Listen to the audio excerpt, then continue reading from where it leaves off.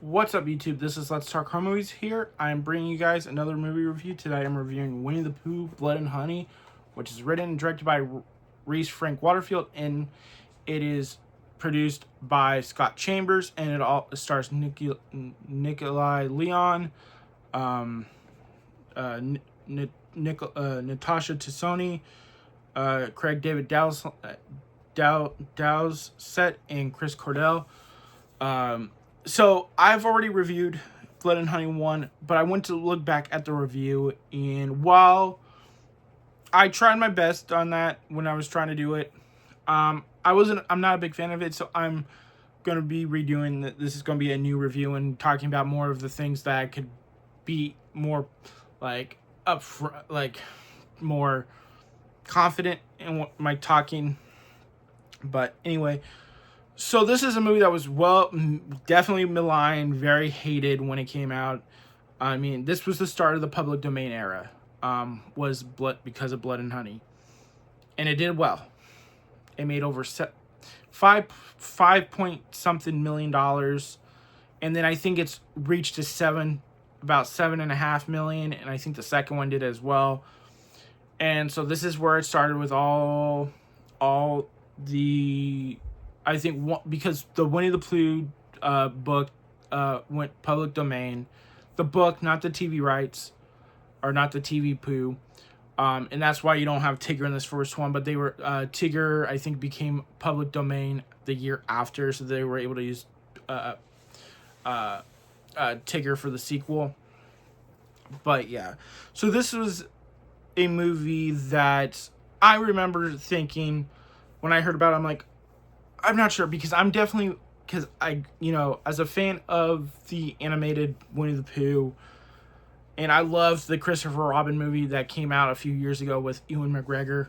I loved it. So it was tough because I was also like, I wasn't a fan of the Power Rangers, R-rated Power Rangers, when that 15-minute short came out. But I think it was just because one of the big issues was that it didn't really have them in the Ranger forms.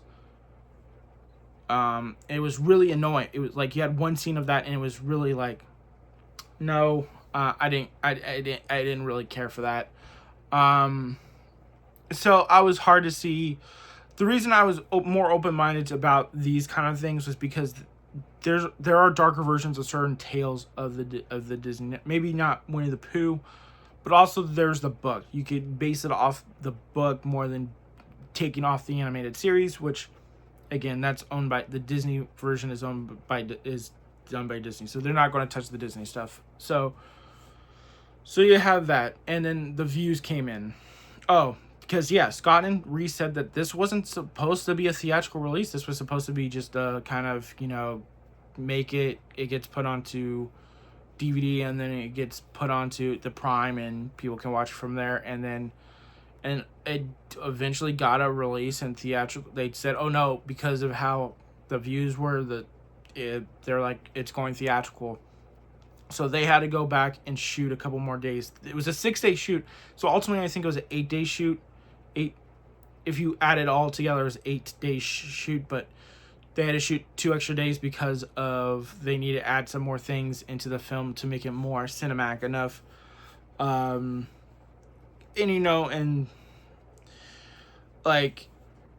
So this was a big. So this ended up being a major hit for small films, low budget, for public domain, because it's like, oh my god, because people would get on the craze. Now you do get a lot of stuff, like you got Popeye stuff now, you got Mickey Mouse stuff, Steamboat Willie, Mickey Mouse, you got a Grinch one, you got, you're getting a Betty Boop now, which, again, some of these ones, like the Screamboat one, you can take pretty, like, no, it knows what it is, but that got a theatrical release. That was produced by the Terrifier 2 and 3 guys. And it was directed by the guy who did the Mean One, which is a bit not as strong as Screamboat, but it's probably better than some of the other public domain stuff. But Blood and Honey is now building a universe. After this success, the Reese and Scott were able to go to the studio to them and say, hey, we want to make this. And with the money, they were able to put together We got Blood and Honey 2. We got Peter Pan's Neverland Nightmare. We got Bambi the Reckoning. We're getting Pinocchio next year.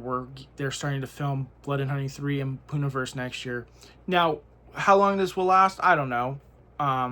Hopefully enough till we get Alice and the Mad Hatter film that Scott wants to do. But again, for them to be able to come back, and this had a 3%. Again, if you care about Rotten Tomatoes, that's it is do with that as you will. This only had a 3%, but for it to get high, like the second one, all the last 3 films have received hugely improvement. Like, even if it's still considered rotten or under 60%, for them, for how this first one came from was at 3%, it just shows you the hard work I think that these guys went into wanting to try and make good horror films with this domain. It is a challenge. Like, again, they don't get the budget like most people do, and they've been able to get budgets because the first 2 Blood and Honey films made money, and even Peter Pan, I think, made about $1.5 million. I didn't think, and Bambi, unfortunately, only made about 300,000 or maybe a bit more than that, and just unfortunately, it didn't get enough theaters. It actually got the least amount of all the films that have been released so far. I don't know why that was. Pinocchio was supposed to release sometime this year, but they pushed it to 2026. And that's where they pushed Blood and Honey 3 and Poohverse to 2026 filming-wise. But yeah. So I'll get into my positives and my cons, my positives and my negatives for Blood and Honey. My biggest positive is the cinematography, the visuals of Blood and Honey. I think Vince Knight has done a terrific job through these first 4 films of the Poohverse, and I really don't want to see anyone else take on this unless he's busy or something. But he is really the guy that really has made these films, even like, at least especially with this one, because this was the one that was rushed in a way, with how many days they only got to shoot, and for him to shoot it the way he was able to, and he got some really good shots, and some stuff that I think most other people wouldn't be able to do to make cinematic in terms of low budget. I think he was just able to, with a little more money than usual, like a little more money than probably he would have had maybe if it didn't get a theatrical release. I think he did a really good job. Again, the atmosphere really is effective. I think the ending of the film, where again, I think it's just cool. It's ballsy, especially when I talked to you about how the story came together and ultimately why it feels inconsistent tonally with characters and stuff. The score is really good by Andrew Scott. I think it is Andrew Scott Bell.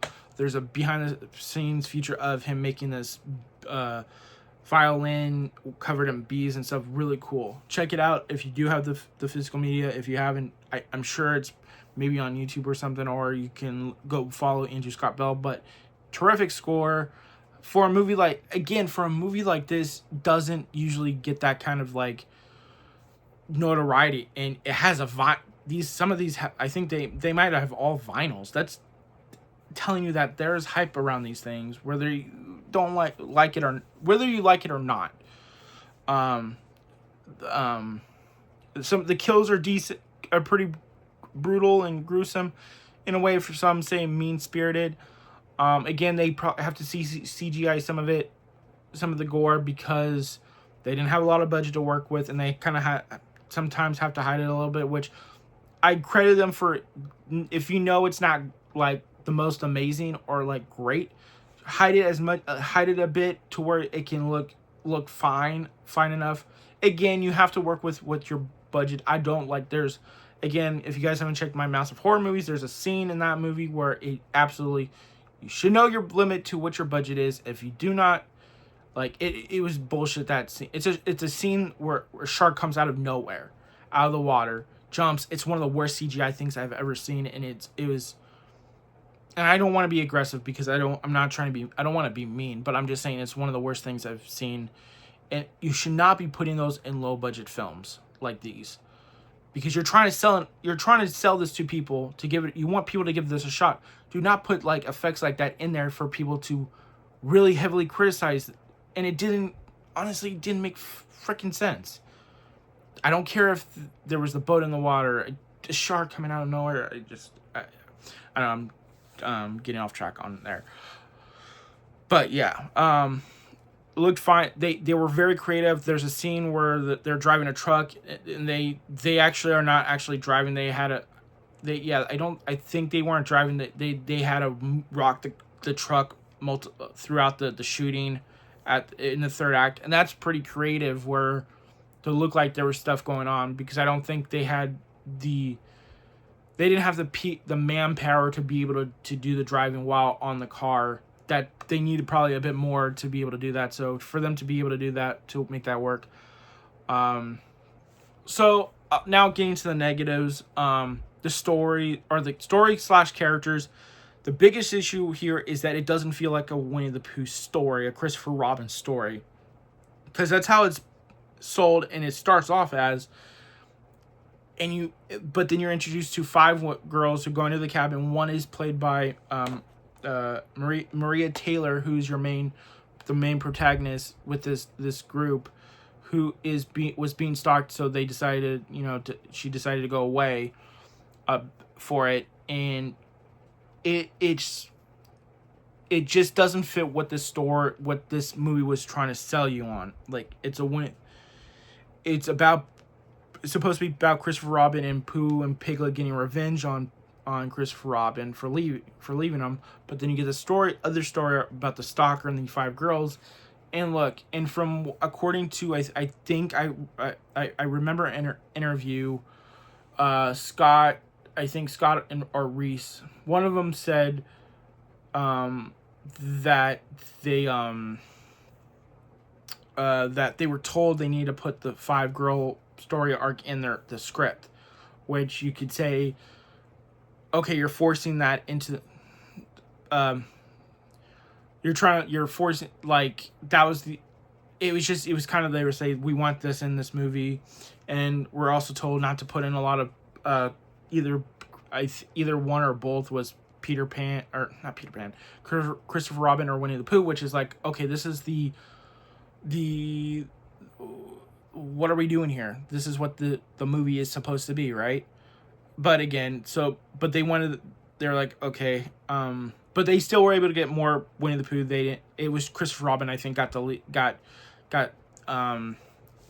character was, it kind of didn't get a lot to do as much as you thought he would. Now, getting to Christopher Robin, he's probably your unlikable protagonist.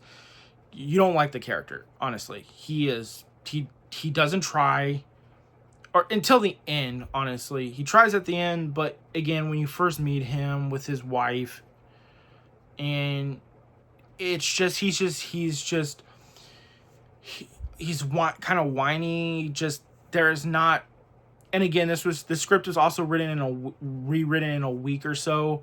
So it was kind of, and some of these actors are newish, are more inexperienced actors, so it's also that. I think Nikolai Leon gives it his best. Gives an effort, but I think the written character on the page, or the way maybe it's his performance that he made it kind of unlikable, and that doesn't help it. The 5 girls, again, I think, they give an effort. Just the main one, I think, is the best character in the film, Maria Taylor. The one that is really why the girls go to the cabin in the 100-acre woods. For, I think she is the best character in the film. And it's just, again, they don't, it just doesn't mix, because they're trying to do 2 different stories, and I think that's the biggest fault of the film. And then we get to, okay, getting into the makeup or the costumes and the look. I do like the Pooh the Pooh stuff is better than seeing Piglet. Piglet, and I talked to Reese and I talked to Scott, and I think I specifically did talk about, I think Piglet was the weakest. I think because the pig mask just, it didn't feel like Piglet in a way, and it just felt like that one felt like it moved the most. It didn't feel like it. That one felt like more of a mask. The Pooh, because they were able to be very expressive with that mask. That mask was more expressive, and whereas the pig tusk mask is just not. That's what makes that more of a. I'm glad they do have the sound effects, sure, but it just not as effective. And again, it's the Piglet one is not great. The Pooh one I think is effective enough because there was some emotion within the face, and to make that work with a mask like that, I think is pretty impressive. But again, that's a negative for the film. Again, inexperience. I talked about the cast and the actors. But yeah, I think mainly it's just really the script and the story. The story is just it's trying to do two different stories that don't mix together particularly. It's like if they were connected to Christopher Robin, you can make that work. You probably could have something in there where they're connected, even if you don't even if it's half-assed. But again, this was also they were told they had to put these 5 girls in the storyline, and again, originally they Christopher wasn't supposed to be a big part of it, and really he was in there the first and third act pretty much, and then Pooh wasn't supposed to be a big part of it. Again, I don't know what some of those decisions, but the movie didn't make the money, so they were able to go do Blood and Honey 2, which again, thanks to that, we got Peter Pan Neverland Nightmare, Bambi the Reckoning, and we're getting a few others next year, which I'm definitely happy about because I'm a fan of the franchise. But I do acknowledge Blood and Honey it is the weakest of the films. That it's no doubt about that. And that's me being honest. But again, I still don't hate it. I don't trash it like everyone else does.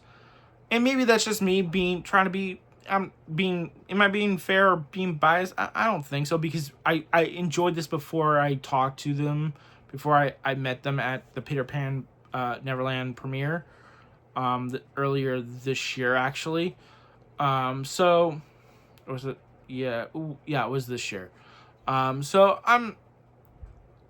again, it is not a movie I'm going to tell, but I will say this: if you're not a fan of public domain stuff, absolutely, that is totally cool. That's not an issue.